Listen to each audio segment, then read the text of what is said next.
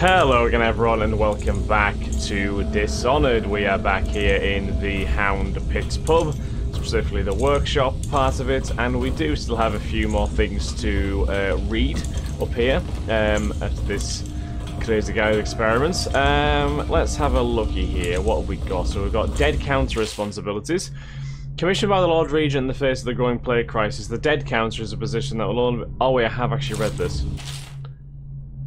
And I have read that as well. Whale vivisection. There we go. Remarkably, each specimen I had the pleasure of studying during the voyage possessed some minor variance in physiology. On the second leg of the trip, the east of Tyvia, the crew hauled aboard a female some 42 inches in length. I estimated she weighed 35 tons and the ship sat low, rocking side to side through the night with her thrashing. By candlelight, I took her apart, sketching and taking notes. Against her bellowing, I cut into the massive tentacles around her mouth. Within, I found row upon row of teeth and a baleen running along the upper jaw. Or baleen, I'm not sure. Through this broom-like structure, I assumed she filtered food from the water that was too small to be chewed. Interesting. New note added to your journal. Whale oil processing. Out at sea, they skew the beast with hooks, with lines cast from the main ship and from several smaller boats. Boys keep the whale from diving deep. Once it's caught, a larger hook is driven through the tail, which is used to hoist the creature up through the chute. They moan and bellow for some time as the men get them onto the deck, then lift them into the scaffolding overhead. The ship adjusts its prow and returns to the port in Dunwall, where the crew works on the great creature, slicing off the fattest parts while it still lives. And that's how you make whale oil.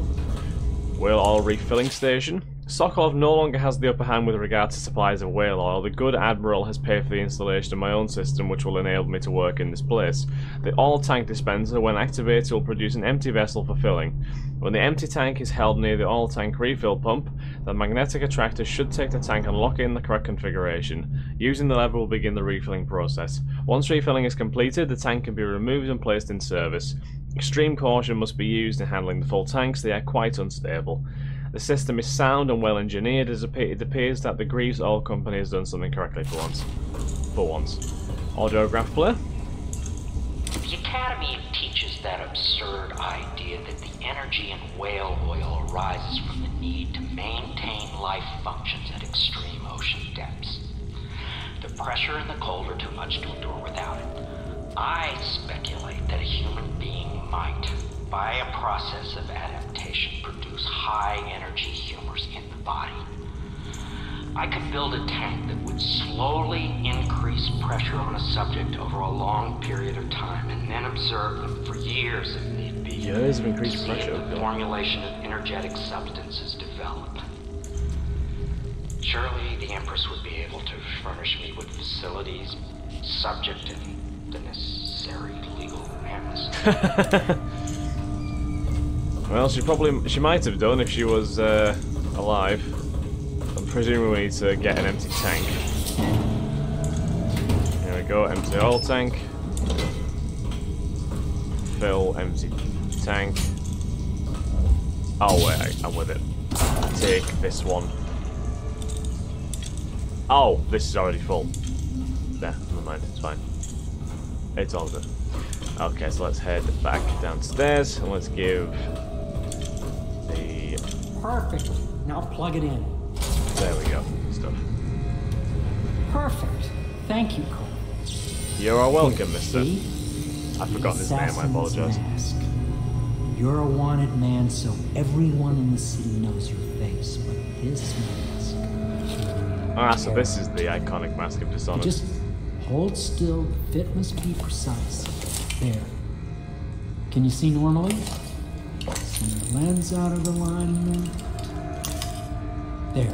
Better now? I mean, it's still a little bit, yeah. Upgrades for your gear, weapons, munitions. But our situation here is desperate. Scavenge the city for valuables, and I will resell them on the black market. That should give us the money to craft the things you need. Sounds good to me. Tell me what I can make for you. Piero, that's the one. Let's have a look. Right, so what we got? So we can make direct purchases. Crossbow bolts, sleep bolts. Sleep bolts is ideal, I think. So we'll buy a few sleep bolts because we do need them. Bullet, spring razor, trap that can be placed at nearly any surface. Allows you to rewire circuitry and turn security systems to your advantage. Explosive grenade. I'll buy one rewire tool. Disable security devices or make them work in your favor by using a rewire tool on the circuitry panel for the security device you want to hack. Rewired walls of light, arc pylons, and watchtowers will harm your enemies instead of you, while rewired alarms will be fully disabled. Rewired alarms is good. Upgrades. Some of these are quite expensive. Right, so we've got weapon upgrades at crossbow accuracy, range, reload, combat sleep darts. Sleep darts sedative effect is immediate even in combat. That's handy. Sword crossing makes the sword more effective when locking blades and pushing against an enemy. Corvus pistol upgrade. We've got mask optics, we can magnify the view, bullet capacity, grenade capacity, bone jam capacity. How about we go for mask optics, I think. Having a zoom, I think, would be quite handy. And I guess we could probably do... Do we do bullet capacity or do we do the accuracy? I'm going to do accuracy for the crossbow. We'll go with that. I'll buy the sleep bolt as well. We spent quite a bit of money, but, you know, I'm hoping it'll be worth it. I advise that you get some sleep. Your life will get even more difficult soon. You should rest while you can. I believe that as well, I really do. I like to look around for a while before I bed down. Very well. You know best. Let me know if you need anything more. Wonderful. Read the craftsman tutorial. Piero can craft and upgrade gear with the money you collect. Bring collected blueprints to Piero will allow you to unlock new upgrades to buy. These services can be accessed by talking to Piero anytime. Excellent. So we got our own like merchant craftsman. I'm presuming he has a key somewhere for us to pick up potentially. We've read that. We'll leave that for no real reason at all. Yeah, I'm imagining that there is a key somewhere to pick up. I feel like I did see a key somewhere. I'm just not too sure where it was now. There's that wall, which we've mentioned before. I'm sure there was a key somewhere. I feel like there was a key somewhere and I just didn't pick it up for some reason. I don't know. Yeah, I guess it's not too important. Either way, let's have a little look around the place, see if there's anything else pertinent for us to find, because there might be, even if it's just a chest or something along those lines. Any little bit of an upgrade would be nice. Any scrap, any treasure, just anything at all really. I'm more than happy with. So this is where we actually got off. So I'm pretty sure we've looked around this place pretty well. Yeah, so we came up here, the workshop's there, that's the way to the pub. I think we did look around here, didn't we? I believe. Did we? Hound Pit's key needed, I'm sure we'll get that key at some point. Yeah, it's all clear over there. We'll keep looking,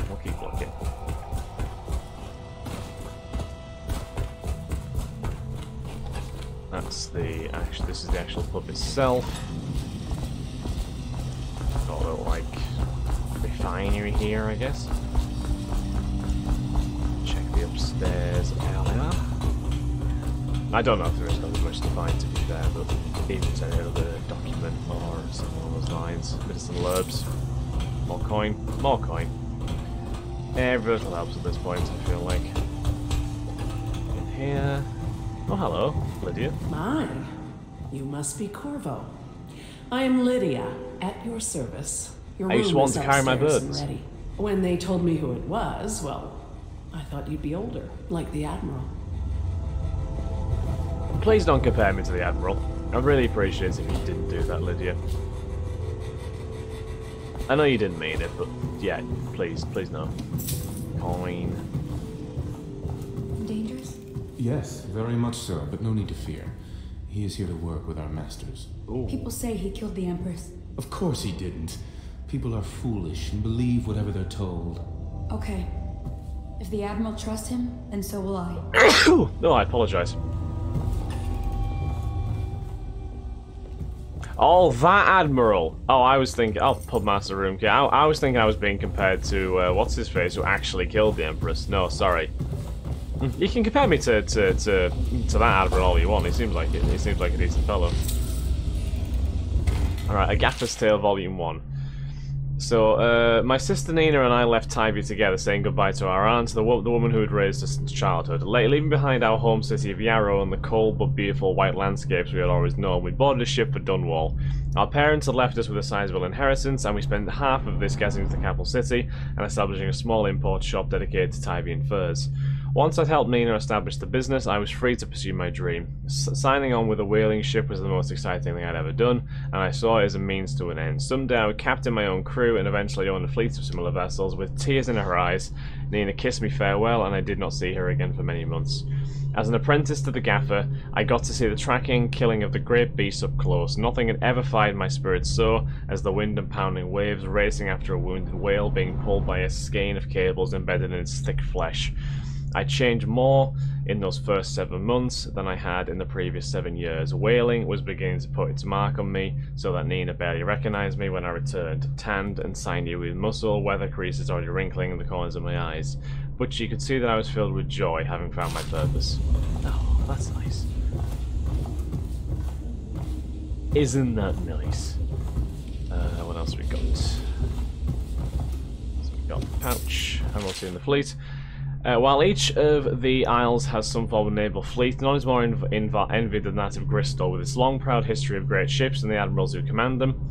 Boys come of age in the cities of Bristol, hoping to someday captain such a ship, and family dynasties are made by those captains who track down infamous pirates or crush seditious uprisings as during the Morley insurrection. In times of war and peace, Bristol continues to innovate at sea. The ship designs of Anton Sokolov himself now represent the highest standard in the whaling trade, allowing crews to haul their kill above the deck and begin their butchery and processing even as the ship returns to Dunwall. The crews can be seen working on their latest whale as the ship moves slowly up the Wrenhaven River, coming to dock with one of the powerful warehouse companies such as the Greaves Whaling House. Suspended in the rigging overhead and backlit by the setting sun, the silhouette of one of those creatures makes a moving sight as it cruises to its final resting place in the industrial heart of the capital city. So everyone is so reliant on whales, aren't they? Havelock log entry 1. It has been days since our men were dispatched to stash weapons for Corvo in the old sewer. They have not returned, so I can only hope they succeeded in getting the packages delivered. Piero spent considerable time and resources making those things. If I could find a way to mass produce them, the Dunwall Navy would secure its place as the dominant force on the globe.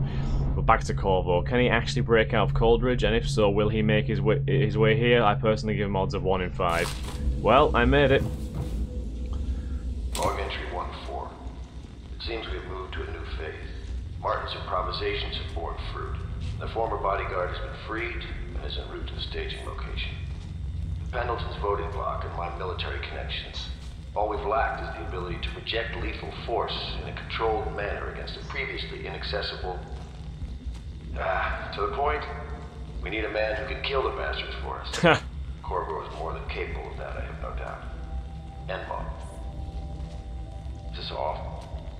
Switch me to hell in the... Silly Admiral. Yeah, that Admiral's fine. I like Havelock.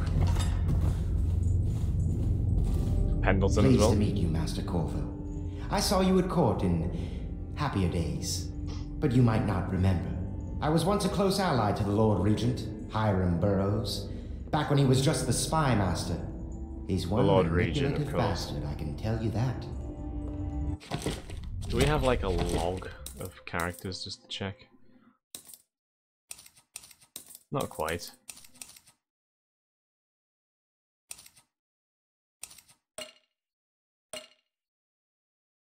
Okay. Right. Powder crystal. What's this? My furnishings have been installed at last with no small amount of complaining by that antiquated boatman. The others have no idea what it's like to suffer as I have. Speaking of which... Wallace! Please breathe 2 bottles of Dunwall Red, never mind which, and fetch a clean glass. Well, I'll begin again tomorrow. It's very particular, obviously, is Mr. Pendleton. 100 coin. God damn. That man had a very expensive plate. We're actually getting a lot of money here, like just from wandering around this place. There's something distinguished about you, Corvo. Was there nobility back in your family line? I wouldn't be surprised. Thank you, I guess? That's nice of you to say. Somewhat. Maybe. Oh. How did I not get all this stuff? Almost missed all of this. Yeah, I came in here, didn't I? Went through there, so we missed this. So a coin. Gaffersdale Volume 2. After more than a quarter of a century, I'm done with whaling, too broken to continue. I've seen all the corners of the Isles and made more coin than most men see in a lifetime. But it's all gone. I've lived through an emperor and watched his daughter take the throne. From fair young empress she was, but slain so young. Everything beautiful comes to die. I've eaten in every port of the known world and sailed in the loneliest waters you can imagine. I've seen the cliffs around Pandacia. Even the best of it doesn't give me an ounce of joy. The years come back across my dreams as a line of butchered bodies, long, sleek, and singing among the waves under the moonlight, only to be speared by ugly, weather-scarred men who'd knife each other for a good pair of boots. Each year I had less time to come home. My tongue forgot the language of small chatter, and those who lived in the cities thought me odd. My sister Nina hardly knew what to say to me during our visits. When she lost her business to the Lord Regent's crooked barrister, I was 100 miles east of Morley, gaff hand frozen from the sleet as we tracked the first bull whale we'd seen in months. I helped her as much as I could, but Nina died in the early days of the plague. None of it mattered. If I'm jaded and bitter, it's because this industry has taken away my dreams. The world has beaten me. Oh God, that's actually really sad. The shadow on Bitterleaf. Finding my way by the feeble light of the dying fire, I saw her working. A large needle moved in her hand, following precise, esoteric patterns, knots and loops of seamstress craft from ancient days. Beneath her needle, his body clenched and shuddered, shaking the wooden table. A morbid fascination pushed me closer until she turned her blank face toward me, resting the needle in his flesh. With a refined tone, she addressed me. So you are the lover, I presume. You too have been unfaithful, and it is now your turn to be mended. That is one hell of a haunting piece of fiction. Young Prince of Tyvia. Lord Nathan Boyle, shaking with outrage. How dare you, sir, clothed so in my very home. I should hand you over to the watch, depraved Tyvian. Prince Kalisar moving closer. That's a harsh welcome for royalty, my lord. Your daughter treated me with much more hospitality. Alas, she has gone out for the evening, leaving me all alone. Lord Nathan Ball, stammering, studying the younger man before him. What are you doing? Leave this house. Go back to your frozen wasteland, pale rascal.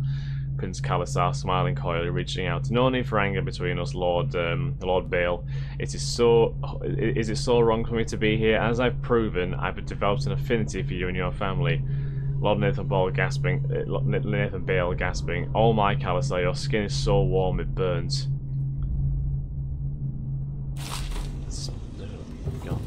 That got spicy very quickly, didn't it? Anyway, right, let's carry on. Let's go upstairs, I suppose, if we can. There's Pendleton's still in here. Yeah, okay. Have a little bit of a look around down here. Did we give a good look down here? I think we did, didn't we? Oh, maybe we didn't too much actually. Processed whale oil again. More processed whale oil. There's a lot of processed whale oil down here. Exceeding amounts of it, in fact. Open this door. Nope. That's not accessible for now. Yank. Wallace. Please follow me to your quarters. You don't need to take me anywhere, honestly, it's fine. I am very capable of getting to my destination on my own, I think.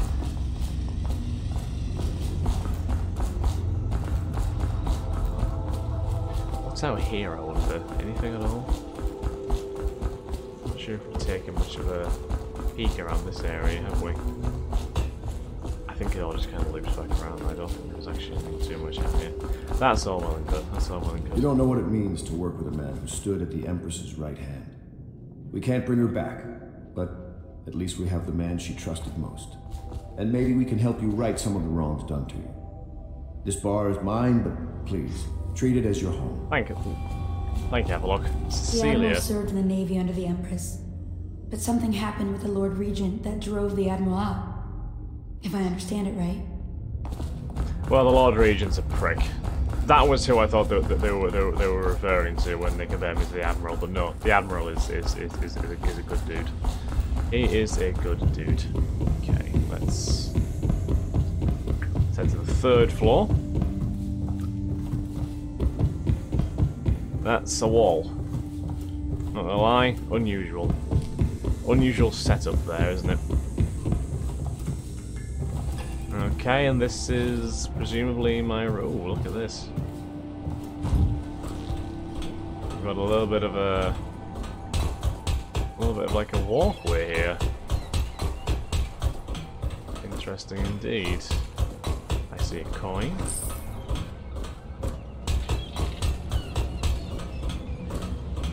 Is this safe? No.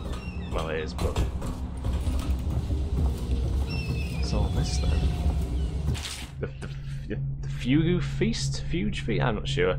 At the end of every year, after the last day of the month of songs, we begin the Fugu Feast. The new year has not started, and thus the time that follows is outside the calendar. A period of celebration and feasting begins, during which the people abandon the very practices that keep them whole and healthy over the year. Many leave their homes euphoric with spirits or potent herbs. Some paint their faces or wear masks to conceal themselves as they pursue their passions without reservation. When the right cosmological signs are observed, and it's time for the calendar to begin anew, the sitting high overseer calls for the hymn of atonement, and the Fugu Feast ends. Families return to their homes, wives to their husbands, enemies put down their weapons, and fires are extinguished. No complaint is given for those who have wronged others, deviated from ancient codes, or discarded oaths. For this time during the astrological alignment does not exist, and is not recorded. The following day starts the new year, marking the first day of the month of the Earth, as it has always been. So basically this feast starts and everything just goes into absolute chaos. There. The Trials of Aptitude. Once a child shows the proper inclination, he is marked. Oh, I think I have actually read this, you know. Yeah, I have read that. That's not a nice read. Call to the Spheres.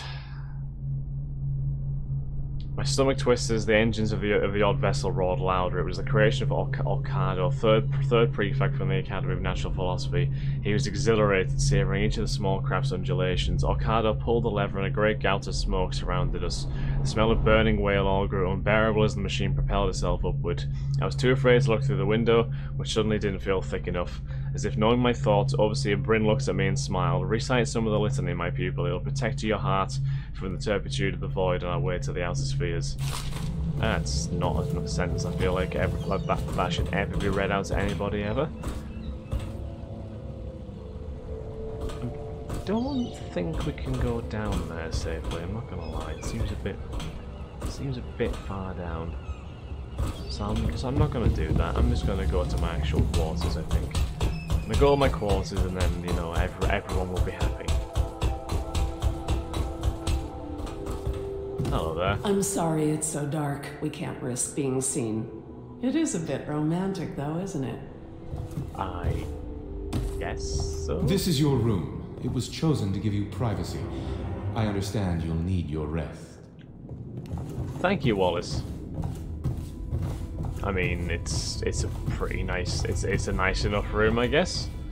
I can't imagine Corvo's too picky of a man, so... Got loads of coin from this place, honestly, it's beautiful. Where's this go? Okay, I see. So we've got a little passageway out here. That's interesting. Is that the 3rd floor door, which is bricked off from the inside? I'm not sure. Not sure at all. But yeah, this is nice. This is nice. I'll take it. We've got a bed and a mattress. Can't ask for much more, I suppose.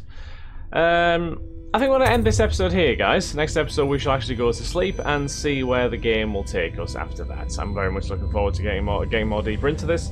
I really like the setup of it so far. And yeah, let's see what mission we get sent on next. So thank you for watching, guys, and I will catch you in the next episode of Dishonored. Have a wonderful day, guys. Bye-bye.